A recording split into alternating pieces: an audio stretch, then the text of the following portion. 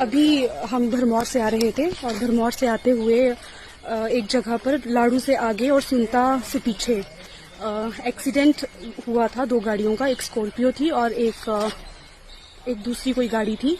तो उन लोगों ने जो थी वो गाड़ियां दोनों बीच में रोक के रखी थी और वहाँ एक लंबा जाम जो था वो लग गया था। और मेरी मम्मी जो हैं वो सिंता में हमारा वेट कर रही थी। वो सिंता एक शादी में आई थी और उनकी जो तबीयत है वो थोड़ी खराब हो गई थी, तो हम उनको हॉस्पिटल ले जाने वाले थे। तो गाड़ी से उतरकर मैंने उनको रिक्वेस्ट की, उन आंटी को जिनकी शायद स्कॉर्पियो गाड़ी थी, उन आंटी को रिक्वेस्ट की कि आंटी जी आप प्लीज हमारी जो गाड़ी है वो निकलने दीजिए, क्योंकि हमारा एक पेशेंट जो है वो आगे वेट कर रहा है और हमको हॉस्पिटल जाना है। तो उन आंटी ने कहा कि एडमिट है ना आपका पेशेंट, मतलब एडमिट रहने दो उसको। तो मैंने आंटी को कहा कि आंटी अगर पीछे से एम्बुलेंस आएगी तब भी आप उसको ऐसे ही रोकेंगे एम्बुलेंस को? तो उन्होंने कहा कि एम्बुलेंस आएगी तब हम देख लेंगे। तो तब मेरे भाई ने कहा कि आंटी जी प्लीज आप हमारी गाड़ी जाने दो और हमारा पेशेंट जो है वो आगे वेट कर रहा है और मेरी मम्मी जो है भी थोड़ी तबीयत उनकी खराब है और आप जिसके साथ एक्सीडेंट हुआ है उनकी गाड़ी रोक लो और हमें जाने दो। तो उन्होंने कहा कि हमें ज्यादा कानून पढ़ाने की जरूरत नहीं है। तो मैंने उन आंटी को कहा कि आंटी मैं भी लॉ स्टूडेंट हूँ, हम आपको कानून नहीं पढ़ा रहे हैं, सिर्फ रिक्वेस्ट कर रहे हैं। इतनी सी बात हुई। एक अंकल थे, उन्होंने गाड़ी चलाई, मतलब गाड़ी हटा दी, दोनों गाड़ियां साइड हो गई और हमने अपनी गाड़ी निकाली और हम अपनी गाड़ी लेकर जो है वो वहां से आ गए। हम अभी उस स्पॉट से मे बी 2-3-4 किलोमीटर ही आगे पहुंचे थे और वहां पे एक पुलिस वालों की गाड़ी आई। हमारे आगे न्यू प्रेम बस चली हुई थी। न्यू प्रेम बस को उन्होंने पहले रोका, उसको साइड किया और फिर हमारी गाड़ी रोकी और हमारे डॉक्यूमेंट्स जो हैं वो ले लिए और हमें कहा कि आप सिंता पुलिस चौकी पर जाकर हमारा वेट करो, हम आपकी जिन्होंने कंप्लेंट की है उस पार्टी को लेकर आते हैं और उससे पहले आप कहीं नहीं जा सकते। और हमारी गाड़ी के डॉक्यूमेंट्स जो हैं वो रख लिए। अभी हम सिंता पुलिस चौकी पहुंच गए हैं और अभी तक वो जिन पुलिस वालों ने हमको रोका था वो दूसरी पार्टी को लेने गए हैं और अभी तक पहुंचे नहीं है। और मेरी मम्मी जो है अभी भी यही सिंता, मतलब 50 मीटर की दूरी पे दूसरी पार्टी को लेने गए हैं और अभी तक पहुंचे नहीं है।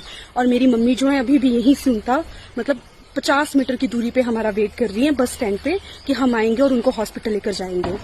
तो अभी जब पता चला है कि वो जिनसे ये सारी बात हमारी हुई थी वो आंटी जो हैं वो यहाँ जो हिमाचल की विधानसभा के स्पीकर हैं कुलदीप पठानिया जी, उनकी वाइफ हैं। तो तब तो बहुत ही ज्यादा मतलब ये प्रश्न उठता है कि आम जनता जो इतनी सफर कर रही है और आप आम जनता के रखवाले हैं, आपके पति जो है वो आम जनता के रखवाले हैं, उनकी सेफ्टी जो है वो आप उसको सुनिश्चित करने का काम आप देखते हैं। आप प्रशासन जो है वो सही से काम कर रहा है नहीं कर रहा है, लॉ एंड ऑर्डर सही से चल रहा है नहीं चल रहा है, उस पर भी निगरानी रखते हैं। और ऐसे में आप ही आम जनता को परेशान होते हुए देख भी रहे हैं और करवा भी रहे हैं। तो ये कितना गलत है। मतलब अभी भी हम यहाँ खड़े हैं, हमको वेट करने के लिए कह दिया गया जबकि हमारी कोई भी गलती नहीं है।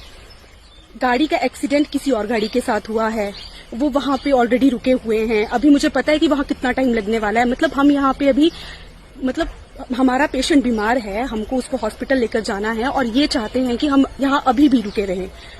तो ये जिस प्रकार जो यहाँ के लोग, यहाँ के जो स्पीकर हैं उनके द्वारा, उनकी वाइफ के द्वारा जो ये तानाशाही की जा रही है ये बिल्कुल निंदनीय है। और अभी मेरी ये हालत भी नहीं है क्योंकि मेरी मम्मी बीमार हैं और इस सिचुएशन में हम यहाँ खड़े हैं।